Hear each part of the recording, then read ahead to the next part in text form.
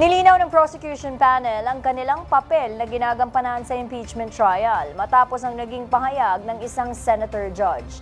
Nasa linya ng telepono si Corms Magluyuan para sa 13 sa tanghali. Corms? Nudge, hindi one-sided ang prosekusyon sa pagtrato sa mga testigo. Iyan ang mariing iginiit ni House Trial Prosecutor Terry Ridon kaugnay sa naging pahayag ni Senator Robin Padilla na huwag sana maging one-sided ang prosecuting. Sa katatapos lang na press conference, inilahad ng prosekusyon na natural lamang ang pagkakaiba ng trato sa mga testigong umuupo sa witness stand batay sa kanilang papel sa impeachment proceedings.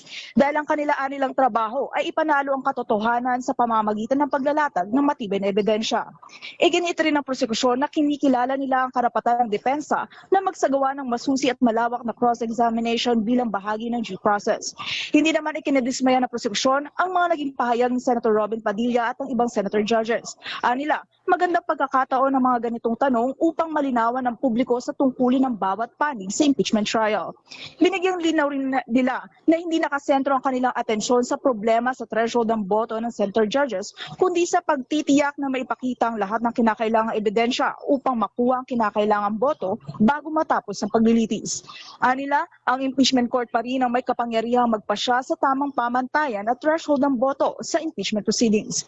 Samantala, ibinahagi ni House Trial Impeachment Advisor Ace Barbers sa naging panayam ng Congress TV na sa susunod na linggo, Miyerkules, inaasahan ng tatalakayan ng Article 1 confidential funds.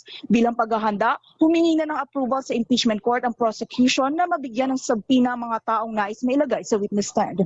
Nudge, pinaghahandaan na rin ang prosekusyon ng mga posibleng tanong na makapagpipigan ng matibay at magandang testimonya kasabay ng kanilang pag-aasikaso sa mga dapat ipasa sa July 30 na isinagpinang dokumento.